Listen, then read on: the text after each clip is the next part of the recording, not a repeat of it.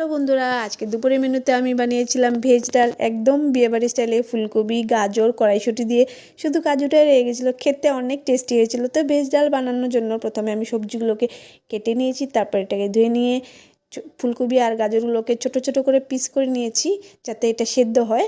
তা আমি ডালটাকেও খুব কম পরিমাণে নিয়েছি, 200 গ্রামের মতো নিয়েছি। তো এদিকে গ্যাসটাকে অন করে দিলাম। এখন কড়াইটাকে বসিয়ে দেবো, কড়াইটা গরম হয়ে যাওয়ার পরে ডালগুলোকে দেবো। এই প্রথম বানাচ্ছি তো তার জন্য ভাবলাম যে না, ডালটাকে একটু কম পরিমাণে নিই। আগেও খেয়েছি, অনেক দিন হয়েছে, তো ভাবলাম আমি আজকে ট্রাই করি। যদি নষ্ট হয়ে যায় তার জন্য ভয়ে আমি কম পরিমাণে দিয়েছি। তো ডালটাকে আমি ভালো করে ভেজে নিচ্ছি। তো দেখো, বেশি ভাজা করব না, হালকা করে লাল করব। তো ভাজা লাল হয়ে গেছে অল্পখানি, তার একটু লাল করে নেব।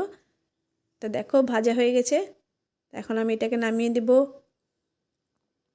এখন ডালটাকে আমি ভালো করে ধুয়ে নেব।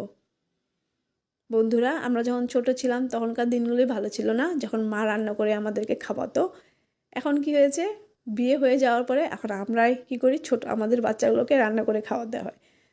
তো সেটাই আমরা আগের দিনগুলোই মিস করি। আগের দিনগুলোই ভালো ছিল, যখন মা আমাদেরকে রান্না করে খাওয়াতো। তা এদিকে দেখো ডালটা ধুয়ে নিয়েছি। এখন পরিমাণ মতো জল নিয়ে নেব, নিয়ে এটাকে বসিয়ে দিব।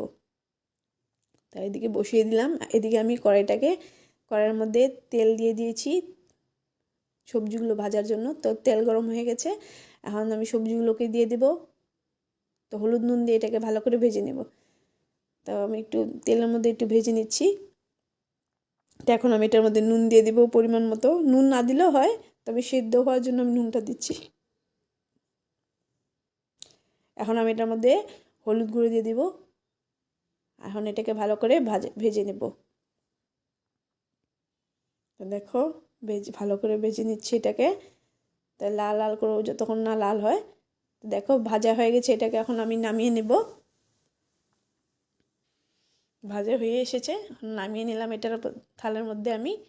তো এদিকে দেখো ডাল বসিয়েছি, তা ফেনাটাও উঠে এসেছে, এখন ফেনাটাকে ফেলে দেব।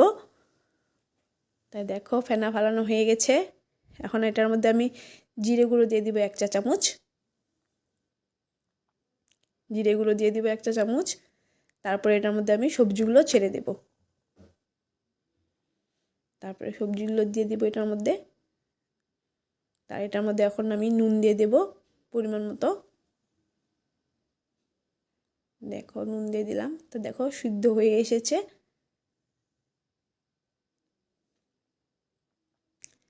সবজিগুলো সিদ্ধ হয়ে গেছে।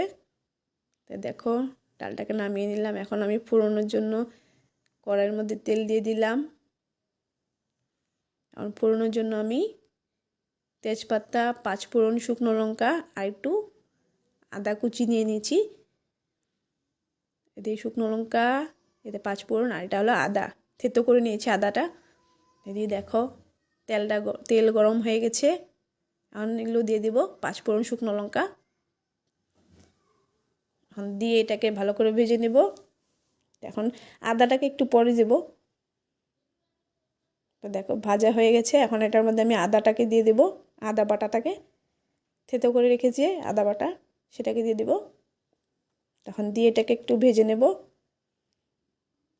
এখন আমি এটাকে ভালো করে ভেজে তারপরে এটার মধ্যে আমি ডালগুলো দিয়ে দিব। খন্তার মধ্যে লেগে আছে, ছেনির মধ্যে। তো দেখো ভাজা হয়ে গেছে, এখন ডালগুলো দিয়ে দিচ্ছি। দেখো ডালটা এখন আমি এটাকে একটু জাল দিয়ে দিব। এটার মধ্যে উতলালে উতলে গেলে পরে দিয়ে এটাকে নামিয়ে নেব। তো দেখো আমি একটু কাঁচা লঙ্কা চিড়ে দিলাম। একটু সামান্য পরিমাণে রেড চিলি পাউডার দিয়ে দিচ্ছি, না দিলেও হয়, তবে আমি দিয়ে দিলাম। দেখো আমি এটাকে ভালো করে জাল দিয়ে দেব।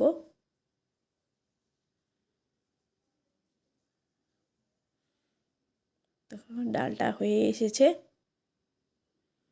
তো একটু আমি নামানোর আগে একটু 1 চা চামচ ঘি দিয়ে দিচ্ছি।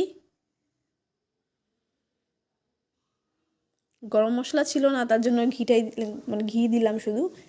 গরম মশলা চাইলে তোমরা গরম মশলা দিতে পারো। এদিকে দেখো ডালটা হয়ে এসেছে। তো বন্ধুরা, ভিডিওটা যদি ভালো লাগে তোমরা অবশ্যই লাইক আর একটা কমেন্ট করে দিও। এদিকে দেখো ডালটা হয়ে গেছে, কি সুন্দর দেখতে, দেখতে কি সুন্দর লাগছে দেখতে। বন্ধুরা সবাই ভালো থেকো, সুস্থ থেকো, টাটা।